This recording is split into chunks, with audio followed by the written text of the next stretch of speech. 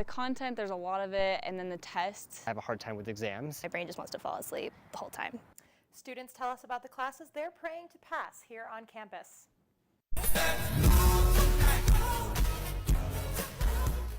A BYU student catches the attention of the University Trademark Office after their video reaches more than 1.5 million views on TikTok. Utah's very own Corn Bellies is getting national recognition, making USA Today's top 10 list of best mazes in the country. Welcome to Universe Live. It's Monday, October 11th. I'm Emily Jones. And I'm Amy Griffin. Many a college student has spent time cramming before a major exam, but what are the toughest classes to pass? Universe Live reporter Joseph Andreasen is on campus asking just that. Well, we have now entered October, and for university students, that means one thing. Midterm exams are upon us. I stopped by Heritage Halls today to ask a few students what the most difficult classes were that they had taken at BYU and what made them so hard. Toughest class I've ever taken at BYU, I'd have to say it's Econ 110. My current math class, Math 113. Physics 121, that was super difficult for me. Either statics or dynamics. They're both math classes. The hardest class I've ever taken at BYU, I think it's one I'm in right now. It's Molecular Bio 240, and it kind of sucks. The toughest is American Heritage. Chem 101. That's what I'm in right now. Hardest class I've ever taken at BYU is Econ 110. But what is it about these classes that makes them particularly tricky? I'm not super passionate about the material. It's a lot of memorization. Class itself isn't hard. It's just that I'm so busy, I don't have the time to give it what I can or what I need to. I've never been super good at tests, and the tests kind of beat me up. I was never going to use any of the information in that class that I got ever again, so it was both pointless and incredibly hard. I had just gotten back from the missions. Just required a lot of extra work, principles that I hadn't experienced before. The content, there's a lot of it, and then the tests. I have a hard time with exams. My brain just wants to fall asleep the whole time. I've basically stopped doing reading assignments at this point. I'm just like, yep. So while students may prefer to hit the sand pit for an evening of volleyball, it's looking like they'll have to hit the books instead. Reporting from Provo, Utah with Universe Live, I'm Joseph Andreasen. I just hope that for their sake, their exams are graded on a curve. Thanks, Joseph. A BYU student goes viral after her TikTok video reaches 1.8 million views, but it wasn't for her dance moves. Kenz McGuire is here for more on how her username caught the attention of the BYU Trademark Office and Social Media Office. Kenz? That's right, Amy. Normally, when you look up a college on TikTok, you'll find a university-run account. But for Brigham Young University, you actually find the personal account of Hannah Anderson. I made my TikTok about 2 years ago, and I needed a username, and I thought it would be funny to be Brigham Young University. And then I made this one video, and it happened to blow up.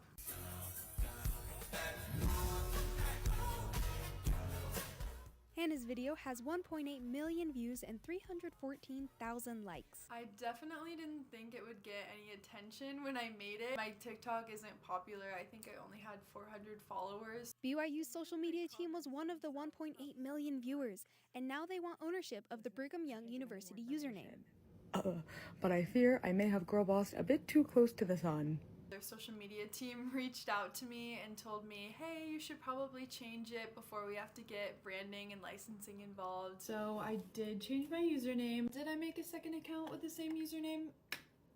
Maybe I did. As a comm student, Hannah sees the opportunity to turn this into a learning experience. I reached out to my media law professor. I asked him all these questions. I'm not 100% sure if it is copyright infringement. My professor didn't seem to think so. But I'm still waiting to hear back from TikTok and from the BYU Trademark Office. While she waits, Hannah has some ideas for the future of the BYU account. I would definitely be interested in running the official BYU account for them. I actually work as a social media manager, so I love TikTok, I love doing social media stuff, and I love BYU. Hannah plans to meet with the BYU Trademark Office later this week, but until then, I guess we'll be getting our notifications on TikTok. Reporting for Universe Live, I'm Kenz McGuire. Thanks, Kenz. Even as the leaves are falling, campus is in full bloom for Breast Cancer Awareness Month. BYU Campus Floral is selling special bouquets in honor of breast cancer awareness. The colors range from pastels to bright spring mixes to red roses. You can also buy a designer's choice bouquet that's a unique arrangement created from the day's fresh flowers. Campus Floral is having flower shortages and shipping delays, but promise to keep the overall style and color of your purchase. You can order your flowers at campuscraftfloral.com. A son is holding a 5K run on October 23rd in honor of his Father for Breast Cancer Awareness Month. In the future, I plan to start my own nonprofit where I can give directly to families, but you got to start somewhere, and I am so grateful and excited to be starting here. The event will be from 10 a.m. to 1:30 p.m. at Pavilion Number 2 at the Murray Park Center. The money raised will be donated to the Patient Fund at the Huntsman Cancer Institute. Boswell's father was diagnosed in 2012 with breast cancer and went into remission, but the cancer returned in 2017. The 5K will have a food truck, face painting, fake tattoos, and raffle tickets. You can find more information at life5k.org. One of the best corn mazes in the country is here in Utah County. Corn Belly's Corn Maze at Thanksgiving Point made USA Today's top 10 list. Universe Live reporter Samantha Burrell went to check out the maze. The layout of this corn maze has a patriotic theme, which is OB Utah Fall, which is meant to inspire unity in the community.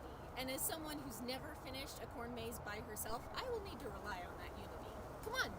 The maze covers 8 acres, so there are several helps in the maze, such as interactive maps via QR codes and employees known as corn cops to help you find your way. Lead them out of the maze, and it's really fun to know the maze because you feel really professional. Corn Bellies has grown a lot in the last 26 years. They added games and events such as apple blasting, pig races, and Insanity Point, which is a Fright Fest experience every Monday, Friday, and Saturday in October. But the corn maze started it all. That's all it was. It was a corn maze. It was started by a group of BYU students, and it was a fun adventure. And now Corn Bellies is expanding to Spanish Fork. They hope that location will have a more country feel. Picking a pumpkin right from the patch, avoiding some of the crowds. In the maze, friends travel in small groups or large crowds, but watch your step for cut down corn stalks, especially if you plan on racing your friends to the finish. Yes, I did it! I'm Samantha Burrell, reporting for Universe Live from Corn Bellies at Thanksgiving Point in Lehigh. I'll see you guys later. Fall is finally here. Find out about some of the best activities to do here in Provo. Over 75% of our campus vaccinated. I'll breathe a little bit easier. What one university president is willing to do to incentivize his students to get vaccinated. We saw the rain over the weekend and now we'll see some of Utah's first snow. I'll tell you when it'll hit us this week. My twin brother Jacob has an autism spectrum disorder. I remember one moment after being at school all day. I remember him getting into the car just bawling and saying, "Mom, I have no friends. Why don't I have any friends?" It broke my heart.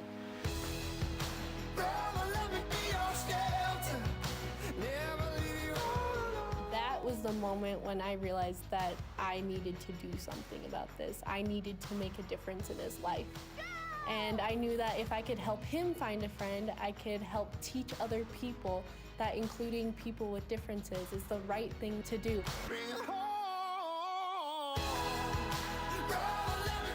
That was the inspiration behind my nonprofit, Score a Friend. Educating people to include people with differences is so important because when Jacob's included, he feels like he can succeed in life and he feels like he actually has a purpose. Fall is in full swing. Summer is come and gone, and now the kids are back in school and the leaves are changing colors. Universe Live reporter Alexa Larson is at the Provo River Trail to talk to people about what they're excited to do during this beautiful season. Temperatures have started dropping and fall is in the air. I came to the Provo River Trail to talk to people about what they're adding to their fall bucket list this year. Hiking, biking, skateboarding, or even just walking. Many people are looking forward to spending as much time outside as possible now that fall is officially here. I am excited to spend as much time as I can outside. Go camping. And there are a lot of trails out of there. Oh, lots of hiking? Yeah, we like to hike a lot. I am excited to continue riding my bicycle. Others are excited for fall baking and traditions like costume parties and pumpkin carving contests. I'm excited to wear long sleeves. I'm excited for eggnog. I cannot wait. My wife has one murder mystery party planned for me. I believe I get to dress up as a architect for that one, so just so excited to do that. I'm excited for the leaves that are all changing. Oh, there's just so many. First of all, I'm excited to carve some pumpkins. Don't know what I'm going to carve yet, but it's going to be really good. So yeah, I just really can't wait to spend it with friends and family. But if I'm being serious, I just love the weather and being outside, so as much outdoor time as possible. No matter what you're adding to your fall bucket list, it's no secret that Utah is an incredible place to experience all that the fall season has to offer. From pumpkin patches to apple orchards, costume parties to hikes in the leaves, there's always something new and exciting to do. Winter will be here before we know it, so make sure you get outside and take advantage of the beautiful fall leaves and this crisp autumn air. Reporting for Universe Live in Provo, I'm Alexa Larson.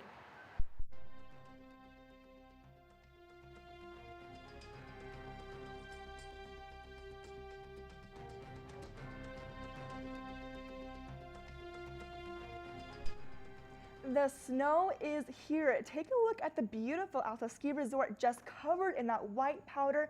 It's really nice to see this to give us some moisture as well. And you are looking at Mount Superior, East Greeley, and Top Collins. I just love those sunrises with that creamsicle tone. And we will start to see these snowy conditions come down to where we are in the valleys. And for those of you who love winter sports, get ready because it is coming.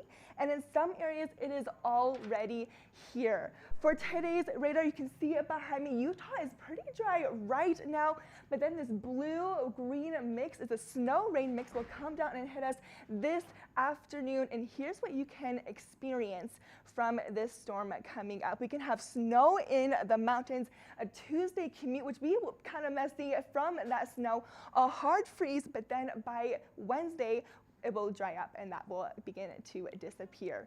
For today's weather conditions, for your temperatures, Logan 56 is your high, 32 is your low, Provo 63 is your high, 37 is your low, and St. George 74 is your high and 44 is your low as well. It won't get any colder than it was yesterday, but for southern Utah, for what's happening this upcoming week, Tuesday is when we'll see that rain-snow mix, and then the sun will come out until that weekend, but then we're staying pretty chilly from 54, 67 on Thursday. Saturday we'll hit 73, and at night the coldest day of the week will be Thursday, hitting 40 degrees.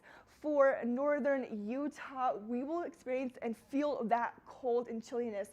Tuesday is the rain and snow, but then Thursday as well we'll see that, and then we'll stay in the 40s, 49 on Friday, Saturday at 58, and then at night the coldest day is on Thursday, 29 degrees. It is staying pretty chilly in those 30s as well. All I can say is make sure you bring your jacket, and you guys, if you want those beautiful fall pictures in the canyon, it's gonna be the last week to do that, and now's your chance. It's also the last week to make your significant other take pictures for you for the gram. Very true. The president of Pennsylvania University is giving his students some powerful incentives to get the COVID-19 vaccine. In my heart of hearts, I wish we didn't have to do a contest like this. I wish our society would be at a spot where more people are getting vaccinated on their own. But that's not where we are. If 70% of the university gets vaccinated, the president will raffle off one free tuition scholarship and a coveted parking space. If 75% of students get their shots, he says he will get a slippery rock themed tattoo on his arm. Currently, the vaccination rate at the school is estimated to be about 52%, but the university president is confident that it will be higher soon. A North Carolina man discovers he won nearly $200,000 on a lottery ticket he forgot he bought. Gregory Warren picked up a Cash 5 lottery ticket at a gas station on September 29th. Then he completely forgot about it until this week when he decided he might as well check his numbers. When his Cash 5 numbers matched, he was in shock. He is planning to use the money to start a new business so that he can hire his son when he graduates from high school. Pretty crazy. I mean, what would you even do with that much money just falling into your lap? I don't know. I'd probably buy a couple of cars. Maybe some Thank you fancy for joining dogs. us. Thanks for joining us today for Universe Live. For more information on our stories or to share them with your friends, visit our website at universe.byu.edu. Have a great day.